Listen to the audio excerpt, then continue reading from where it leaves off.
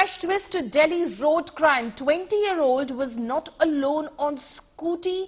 A new twist has come to the fore in the Kanjhawala road accident. When the police traced the route of the deceased Anjali in this case, they came to know that Anjali was not alone on the scooty. That night, a girl was present with her, and during this time, both of them had an accident with the car of the accused. During the accident, the other girl suffered minor injuries and ran away from the spot to her home, but Anjali's legs got stuck in the axle of the car, after which the accused sitting in the car dragged Anjali for 12 kilometers. Now, this very surprising thing has come to the fore because yesterday, the Special CP of Delhi Police, in fact, himself had briefed in this matter and said that all the incident, that till then, even Delhi Police did not know that night only Anjali, but there was also another girl who was present on her scooty.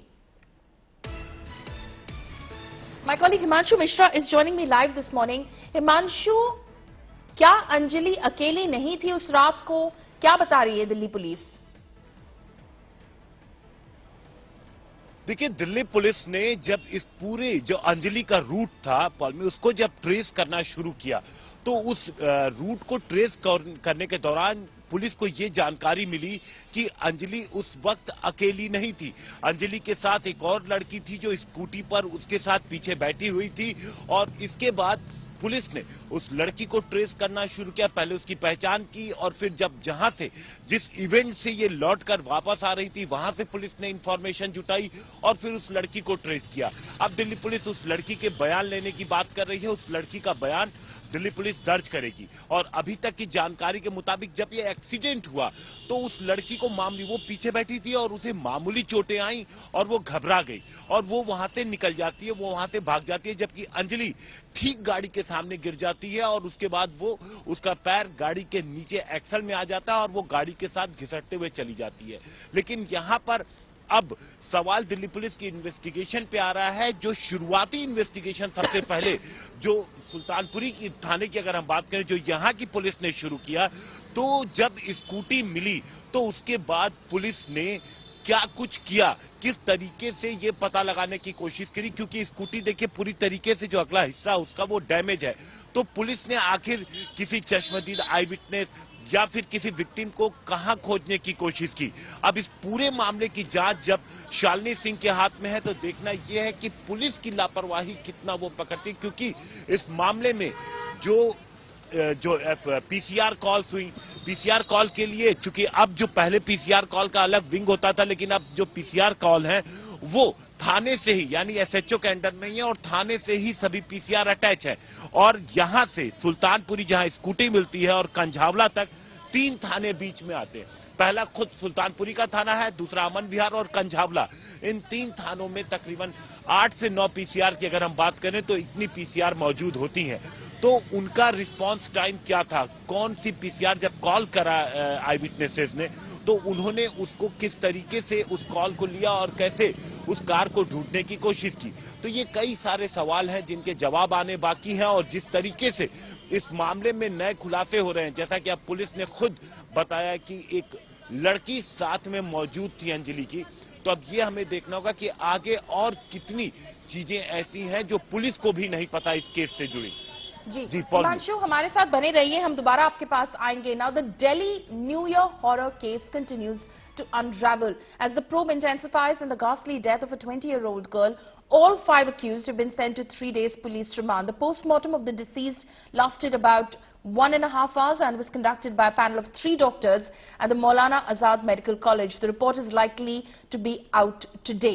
Meanwhile, Union Home Minister Amit Shah has directed Delhi Police's Special Commissioner Shalini Singh to take over the probe and submit a report on the case immediately.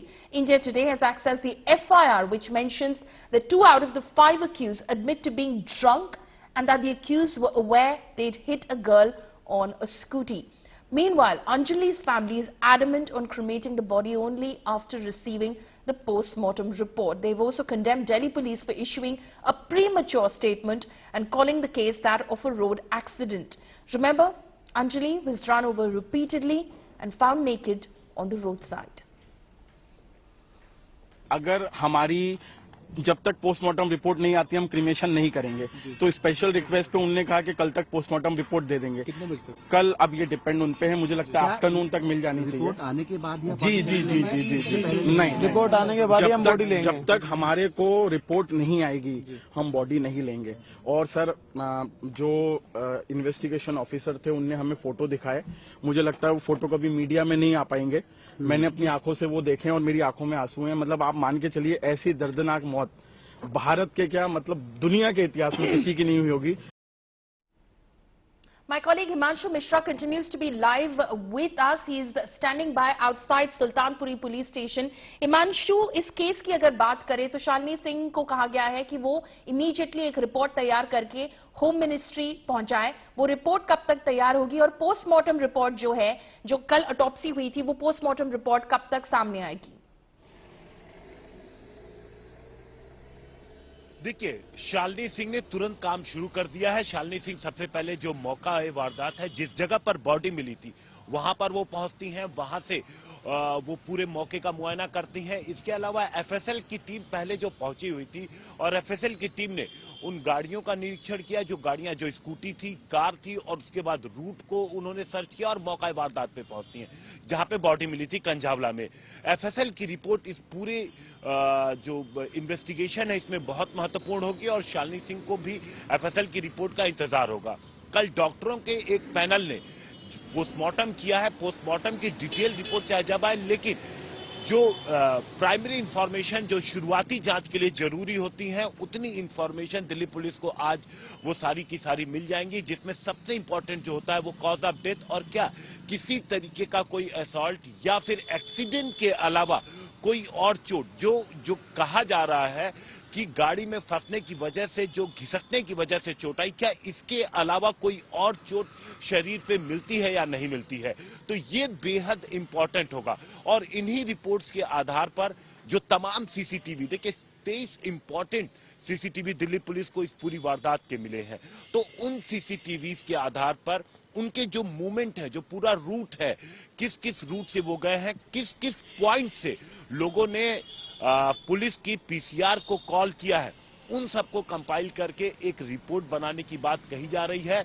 और यहां पर जो सबसे पहले जो चीज आती है कि सबसे पहले जब एक्सीडेंट हुआ तो उसके बाद किसने वो स्कूटी देखी और पहली पीसीआर कॉल जो किसने गाड़ी के नीचे लड़की को फंसा हुआ कितने बजे देखा, तो ये जो इंपॉर्टेंट चीजें हैं ये इन्वेस्टिगेशन में मेन होगा और यहीं से स्पष्ट होगी कि क्या शुरुआती दौर पर लापरवाही हुई थी। क्योंकि देखिए पॉलमी, जब पहली एफआईआर दर्ज की गई थी तो उसमें 279 और 304A लगाया गया था, यानी लापरवाही से हुई मौत। लेकिन आप ये देखिए कि जब बॉडी जिस कंडीशन में मिली थी और जहां पर स्कूटी मिली थी उसका डिस्टेंस पहले ही क्लियर था, पुलिस को ये सारी चीजें पहले ही पता लग गई थी। तो आखिर पुलिस ने इस मामले में शुरुआत में ही 304 जो कि बाद में जोड़ी गई गैर यातन हत्या की धारा, कल्पेबल होमिसाइड की, वो शुरुआत में पुलिस ने 304A के साथ ऐड क्यों नहीं की थी।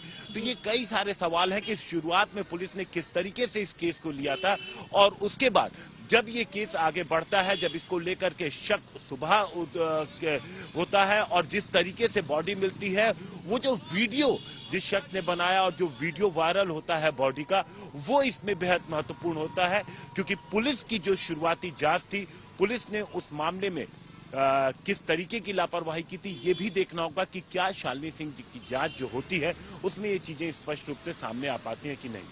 काफी सारे सवाल हैं जो दिल्ली पुलिस को जिनके जवाब देने होंगे। Himanshu, thank you so much for joining us with all of those updates this morning.